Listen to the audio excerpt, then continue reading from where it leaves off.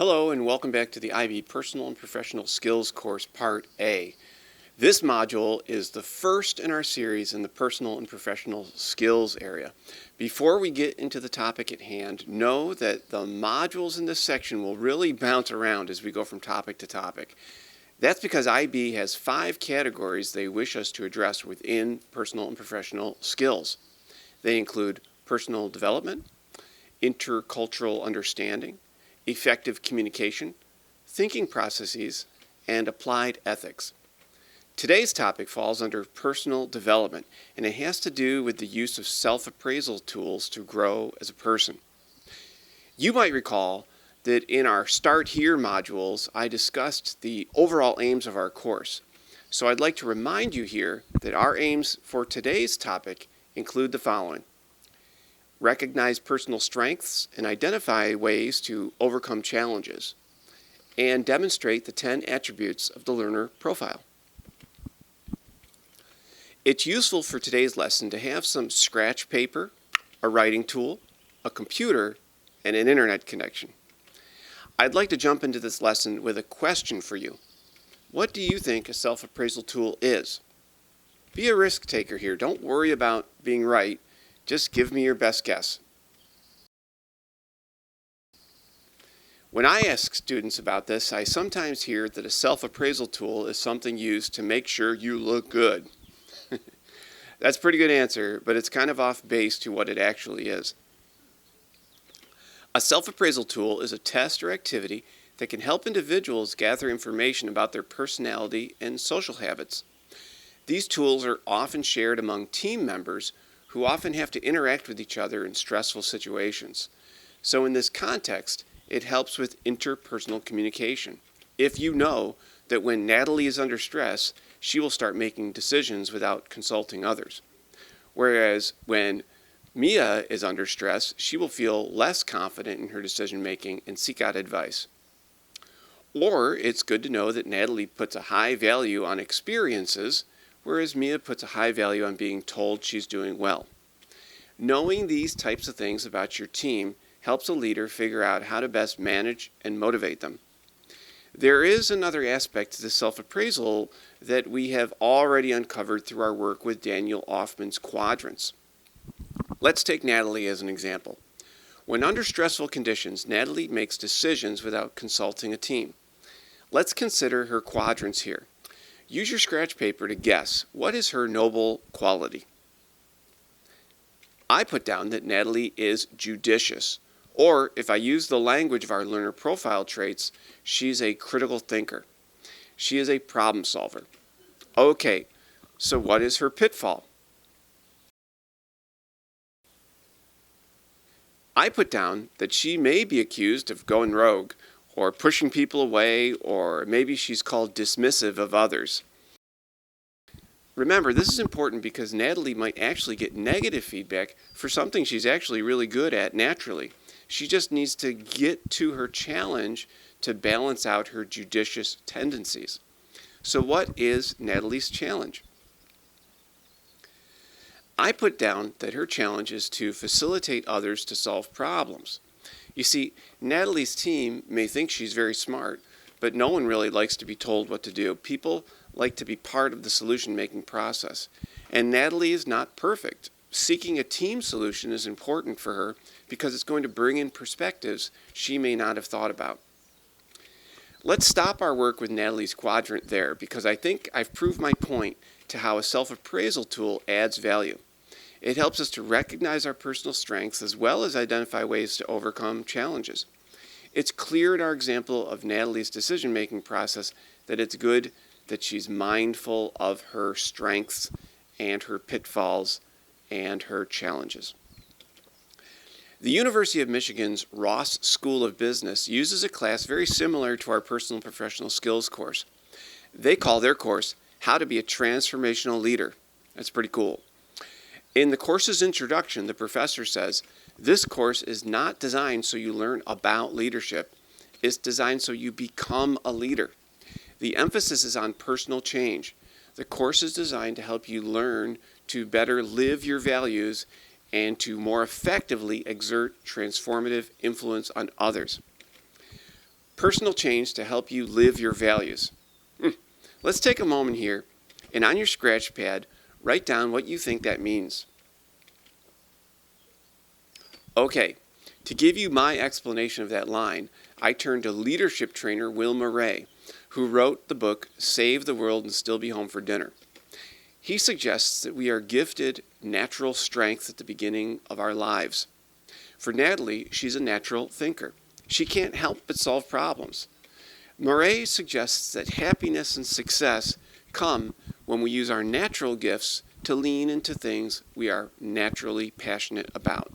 So that's my answer to what I think that professor was trying to say. I say this here because I want to draw a connection to your career pathways and your service learning projects. This module is going to focus you in on your natural gifts. But the key is in using these gifts to lean into something that you're passionate about. I would suggest to you that your passion needs to be something more than about making money.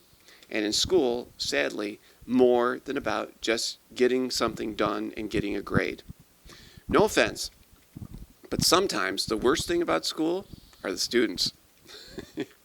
You may have chosen to go after a grade, and kids that just go after grades explain why so many kids cheat.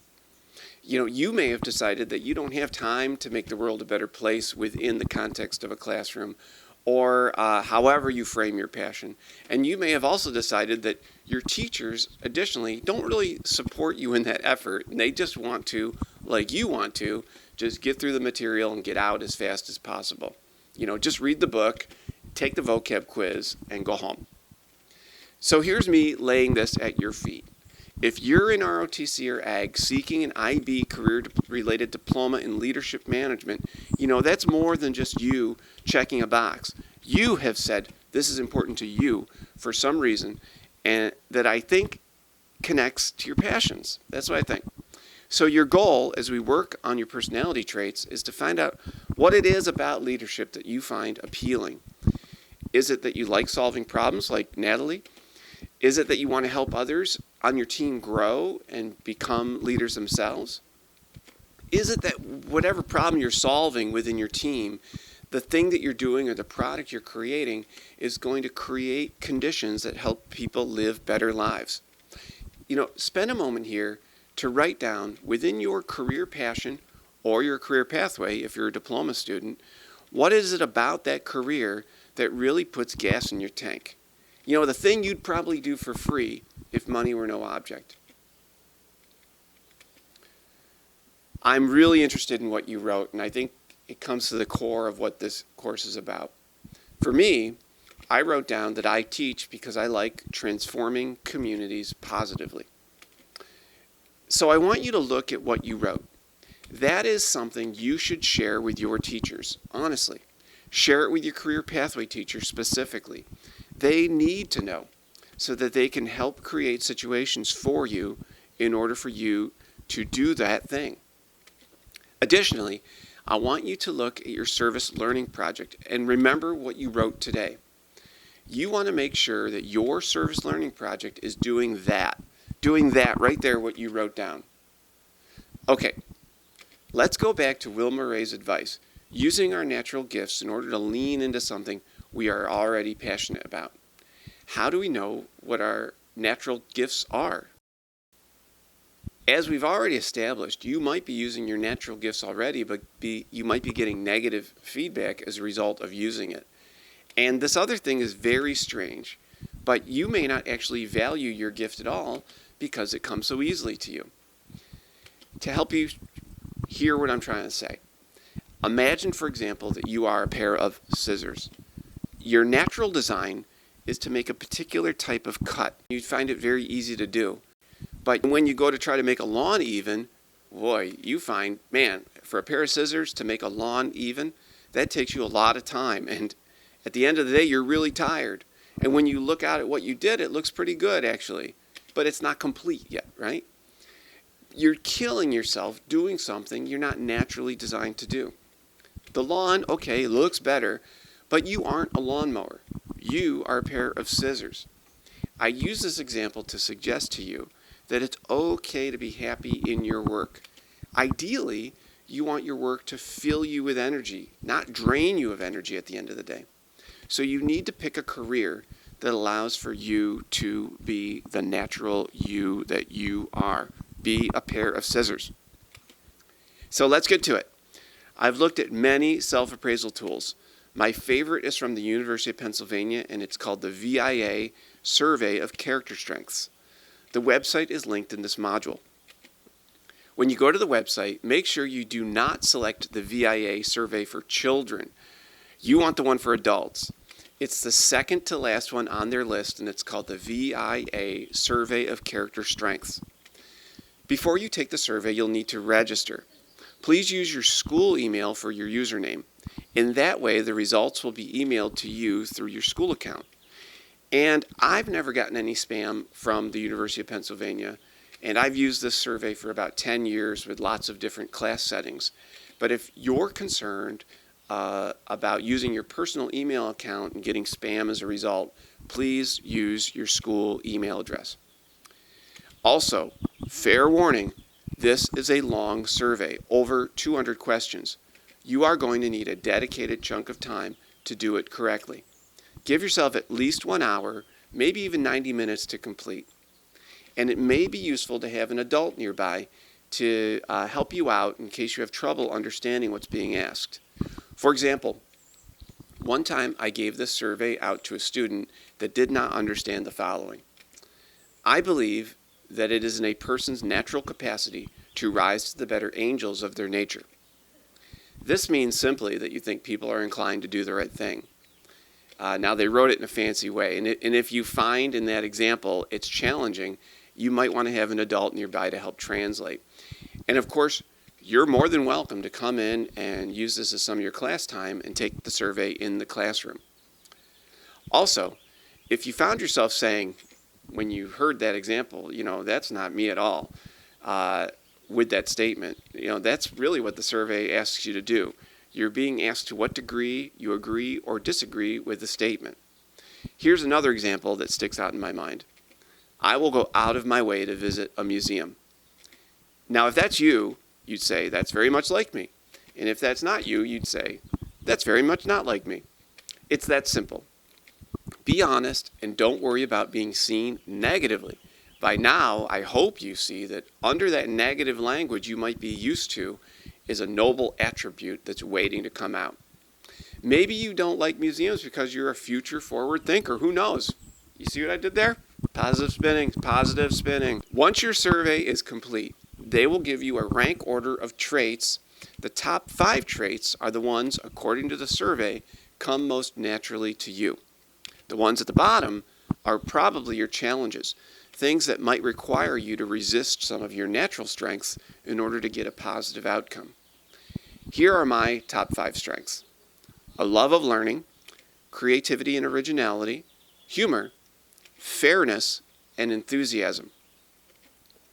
Now, after you get your traits, your next task is to find someone that really knows you, and the two of you need to debrief on these 5 traits, and you need to come to an agreement with each other on the degree to which you guys agree or disagree with the survey results.